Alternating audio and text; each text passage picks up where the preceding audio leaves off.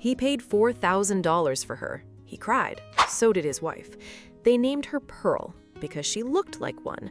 Soft white fur, pale blue eyes, the most beautiful kitten the breeder had ever produced. They were going to be parents in 3 months. Pearl was supposed to grow up beside the baby. That was the plan.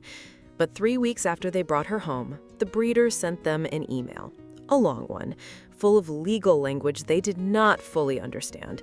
It said that under the terms of the contract they had signed, Pearl had to be returned within 30 days because her rosettes were not developing properly, because she would not be show quality, because, in the breeder's words, she was an aesthetic disappointment. The young husband called the next morning. He tried to argue. He said they did not care about rosettes. They cared about her. The breeder threatened legal action. He said the contract was binding. He said if they refused to return her, he would sue them for breach of agreement. The young couple had spent their savings on the baby's nursery. They could not afford a lawyer, so they did the only thing they could.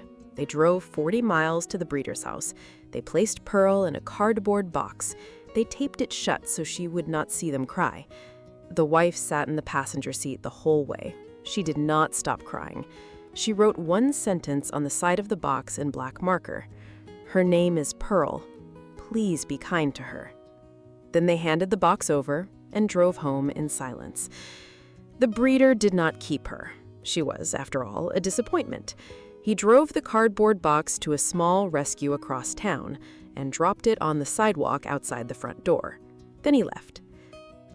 The volunteers found her at 6 in the morning. She was 8 weeks old. She was shivering, and the box still had the wife's words written across the side. If this part of her story is already breaking your heart, please stay with us. Pearl's story is not unusual in the world of designer cats. It is just rarely told. Hit subscribe so we can keep telling them. The rescue named her Pearl, exactly as the message asked. They put her in a quiet back room with a soft pillow and a tiny bowl of warm milk. For the first 3 days, she did not move from the corner. She did not meow. She did not cry. She just stared at the wall. The volunteers said she looked like a kitten who had given up. And then, on day 4, a woman named Sarah walked through the front door. She was 34 years old. She had recently moved into a small apartment of her own. After 12 years in a relationship, she should have left much sooner.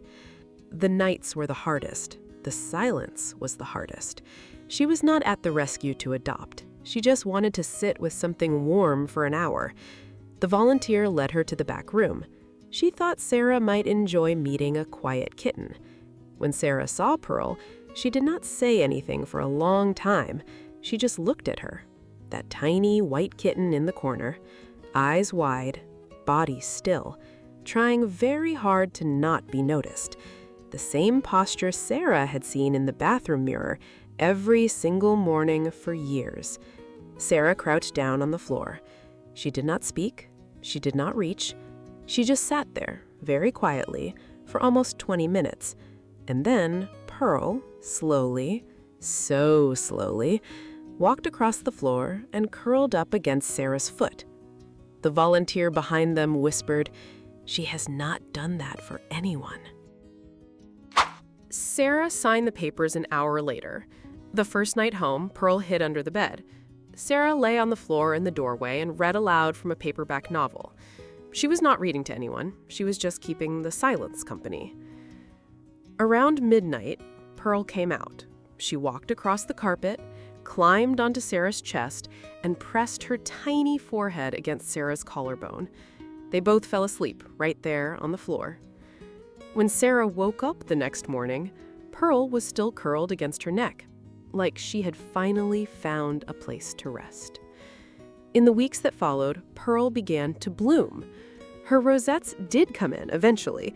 They were soft and uneven and a little crooked. The breeder would have called them imperfect. Sarah called them perfect. Pearl learned that loud sounds did not always mean danger. She learned that a hand reaching toward her was usually a hand offering a treat. She learned that her name was a soft thing now, not a sentence written on a cardboard box. She started to chirp instead of meow, a small Bengal sound she had never made before. And Sarah, who had spent 12 years walking on eggshells, started to take up space again. She started to sing in the kitchen. She started to sleep through the night. About 4 months after the adoption, something happened that Sarah would never forget. It was a Friday night. She was alone. A loud, hard knock came on her apartment door. It was a voice she knew, a voice from her old life. He was outside, drunk and angry, shouting her name through the wood. Sarah froze. She could not move, she could not speak, she could not breathe. She slid down to the kitchen floor with her phone clutched in her hand, unable to dial. That was when Pearl jumped onto her lap, a small, warm, white weight against her chest. Pearl pressed her face under Sarah's chin and started to purr. Loud, steady, unstoppable.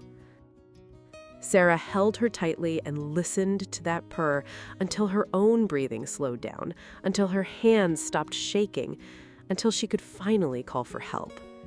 The police arrived 12 minutes later. The man was gone by the time they got there, but Pearl never moved. She stayed curled against Sarah's chest the entire night, a tiny, imperfect thing, anchoring a woman who had been called imperfect her whole life. Some animals are bought to be admired, some are sold to be perfect, some are returned in cardboard boxes with apologies written in black marker, but sometimes, just sometimes, a kitten the world threw away ends up saving a woman the world tried to break. And in that quiet, unlikely meeting, two beings who were called not enough become exactly enough for each other. If you ever find yourself drawn to a designer kitten, please stop and think first. The cat is not the problem. The system that sells living things by their pattern is the problem. There are thousands of Pearls right now, waiting in shelters, waiting in back rooms, waiting in cardboard boxes left at sidewalks. They do not need to be perfect, they just need to be chosen. Pearl is 3 years old now. She still has crooked rosettes. She still sleeps on Sarah's chest every single night. And the cardboard box that brought her here is folded up and kept in the closet, a reminder of where she came from and how close she came to never being held. So tell me honestly, would you have opened that cardboard box on the sidewalk, or would you have walked right past it like everyone else? Let me know in the comments below.